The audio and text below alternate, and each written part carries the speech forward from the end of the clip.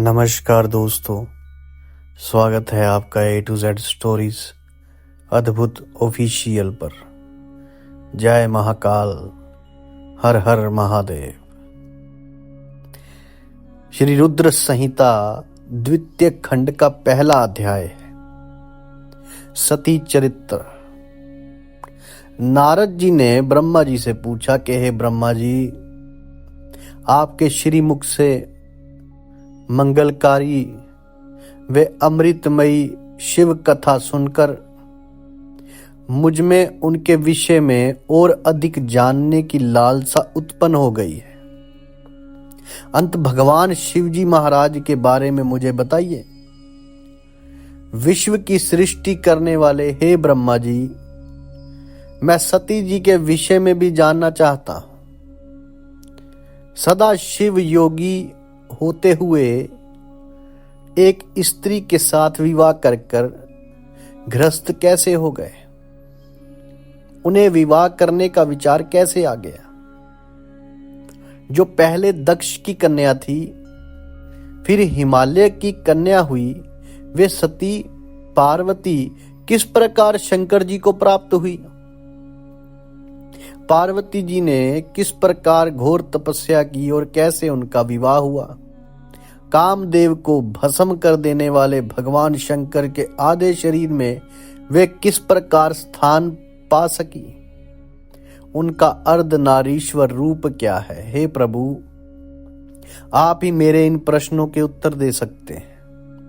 आप ही मेरे संशयों का निवारण कर सकते हैं। तो ब्रह्मा जी ने कहा कि हे नारद, देवी सती और भगवान शिव का शुभ यश परम पावन, दिव्य और गोपनीय है। उनके रहस्य को वे ही समझते हैं। सर्वप्रथम तुम्हारी प्रार्थना पर मैं सती के चरित्र को बताता हूं। पहले मेरे एक कन्या पैदा हुई, जिसे देखकर मैं काम पीड़ित हो गया। तब रुद्र ने धर्म का स्मरण कराते हुए मुझे बहुत धिक्कारा। फिर वे अपने निवास कैलाश पर्वत को चले गए। उन्हें मैंने समझाने की कोशिश की, परंतु मेरे सभी प्रयत्न निष्फल हो गए। तब मैंने शिवजी महाराज की आराधना की। शिवजी ने मुझे बहुत समझाया, परंतु मैंने हठ नहीं छोड़ा और फिर रुद्रदेव को मोहित करने के लिए शक्ति का उपयोग करने लगा। मेरे पुत्र दक्ष के यहां सती का जन्म हुआ। वे दक्ष सूता उमा नाम से उत्पन्न होकर कठिन तप करके रुद्र की स्त्री हुई। रुद्र ने गृहस्थाश्रम में सुखपूर्वक समय व्यतीत किया। उधर शिवजी महाराज की माया से दक्ष को घमंड हो गया और वे महादेव जी की निंदा करने लगा। दक्ष ने एक विशाल यज्ञ का आयोजन किया। उस यज्ञ में दक्ष ने मुझे, विष्णु जी को, सभी देवी देवताओं को और ऋषि मुनियों को निमंत्रण दिया, परंतु महादेव शिवजी एवं अपनी पुत्री सती को उस विशाल यज्ञ का निमंत्रण नहीं दिया। अब जब सती को इस बात की जानकारी मिली तो उन्होंने शिव चरणों में वंदना कर उनसे दक्ष यज्ञ में जाने की इच्छा प्रकट कर दी। किंतु भगवान शिव जी महाराज ने देवी सती को बहुत समझाया कि बिना बुलाए ऐसे आयोजनों में जाना अपमान और अनिष्ट कारक होता है, लेकिन सती ने जाने का हठ किया।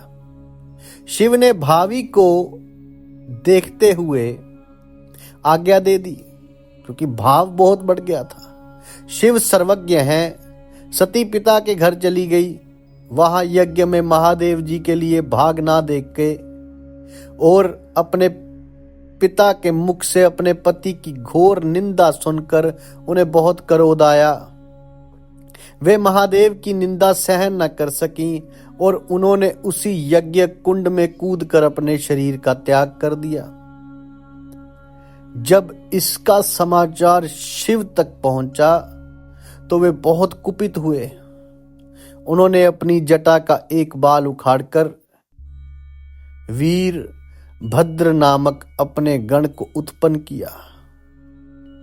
भगवान शिव ने वीरभद्र को आज्ञा दी कि वे दक्ष के यज्ञ का विध्वंस कर दे।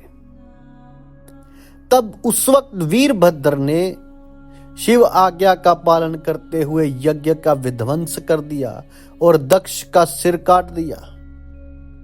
इस उपद्रव को देखकर सभी लोग भगवान शिव की प्रार्थना करने लगे। तब भगवान शिव ने दक्ष को पुनर्जीवित कर दिया और उनके यज्ञ को पूर्ण करवाया। भगवान शिव सती के मृत शरीर को लेकर वहां से चले गए। उस समय सती के शरीर से उत्पन्न ज्वाला पर्वत पर गिरी थी। वही पर्वत आज भी ज्वालामुखी के नाम से पूजित है, यानी कि माता ज्वाला के नाम से पूजित है।